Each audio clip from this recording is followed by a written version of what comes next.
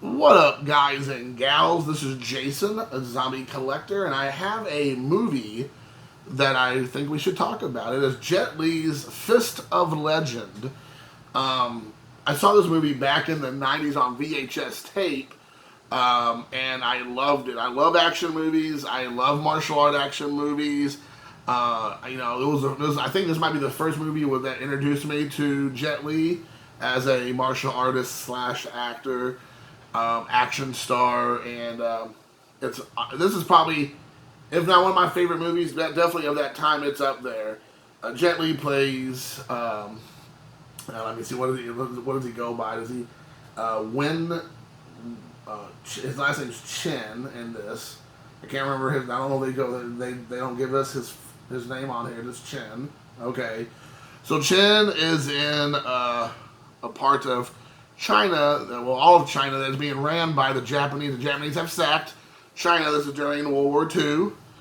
And Japanese, if you don't know Japanese history with China, it was pretty awful to any of the Asian countries that it took over during this time frame. They started doing this off and on for decades, and China, unfortunately, was one of those countries that was taken over, as was Taiwan, North/South Korea, the Philippines, so on and so forth. So Japan was very much the expanding of an empire, and when when the Japanese took over China, the Chinese had to be, they were like subjects to the Japanese.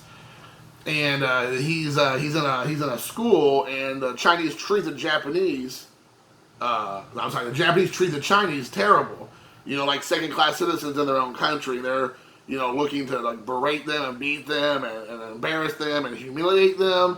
And Jet Li's character is, of course, a very proud martial artist, but he's currently like in a college, and he is like dating a Japanese girl whose father is high up in as a samurai or like in the military kind of, but a martial arts master. And the Japanese keep pushing and pushing and pushing, and he finally has enough in the opening scene, and he ends up whipping everybody's butt, all the Chinese, guys that were just there picking fights at this college.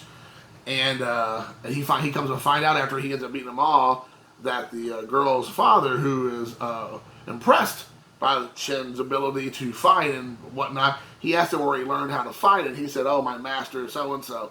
And he's like, "Oh, I guess you haven't heard. He was killed." And he's like, of course, if you know anything about Hong Kong Chinese wushu martial arts, whatever, throw it all in there. That anytime, your master is like the everything. So if something happens to your master, he's hurt, killed, beaten, whatever, that you as the student now wants to seek revenge and not let the name, the school, whatever you come from, have this shame on it. And so you go and you fight and you defend its honor. So he goes back and he finds out he was killed. He finds out what was involved. Then he ends up finding out that he was poisoned. So the reason why he was killed during battles because he was in a weakened state. So that makes him, of course, more enraged. And he ends up pretty much taking over the school, and it becomes like the master of the school, since his master was killed in battle with the Chinese military slash martial arts. It kind of all runs together. Like they're just going around like, just beating up on everybody, trying to like put down any possible uprising by the Chinese. So this is it's a vehicle for Jet Li just to whip up on as many Japanese overseers, overtakers of his land to fight and battle back against them. And so it just opens up scene after scene after scene after scene of him just beating up on everybody. Bruce Lee did a movie similar to this back when he was alive against the Japanese and fighting back against the Japanese invasion to China. And Jet Li's in that same vein doing what he's doing. The movie's absolutely awesome. It's an action-packed movie from start to finish. Jet Li's, he is a real martial artist, so you can tell what he's doing is, there's not using there's not stunt doubles, there's not a lot of, cut scenes to kind of make other people look better or good or switch people out. It's all done in camera. A lot of this work, I believe, there's not anything crazy wire work being done, but there is some for sure in here. But it's not like the Crouching Tiger, Hidden Dragon type of wire work or anything like that. A lot of it's just like in-screen battles that he does, and it is amazing. It is an amazing movie. There's so much going on. There's so much context, if you know, with the Chinese-Japanese problems that they had with one another, and like I said, with the Japanese history with China and all that. But it's a very good movie, and the martial arts in it is fantastic. So, you know, the end battle is amazing between him and like the main bad Japanese general or whatnot.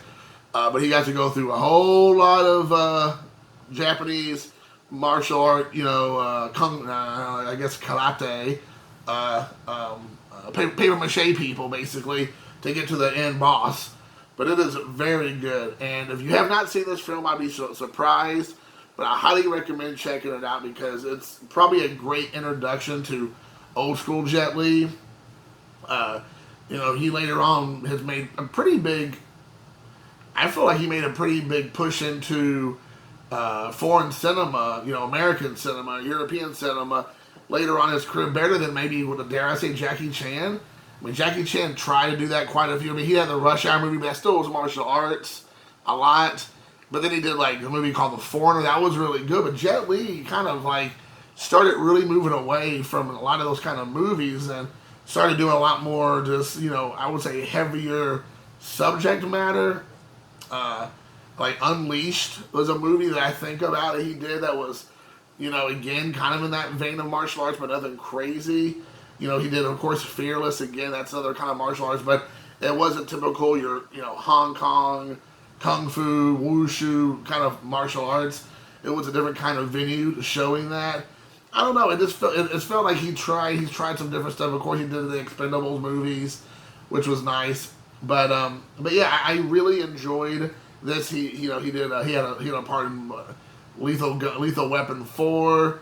You know, he plays a bad guy, which I think is probably one of the only times he's ever played a bad guy. So I mean, he's done some stuff that's not necessarily your typical, you know, period piece where he's doing, you know, he's like in a black, you know, gi or whatever, running around with a long ponytail and fighting everybody, or in this case, a martial artist like this, where he's fighting against like a Japanese invader scenario. So it's a little bit different than that. So I do enjoy that what he did here. So hopefully you all, you know, like the review again. Some of these movies, they're kind of well known. You know, how much can I say that hasn't already been said? I just like to talk about it from my perspective and how much I enjoyed it.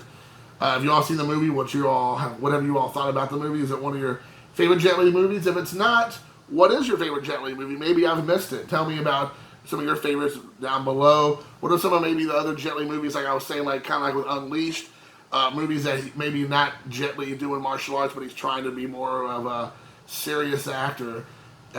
Which one of those have you enjoyed? So I feel like he's done a handful of those, and I kind of want to, you know, see more from him. So hope you all enjoyed the video. Hope you all enjoyed the review. I'm looking forward to the comments below. Until next time, guys, thanks for watching. Peace.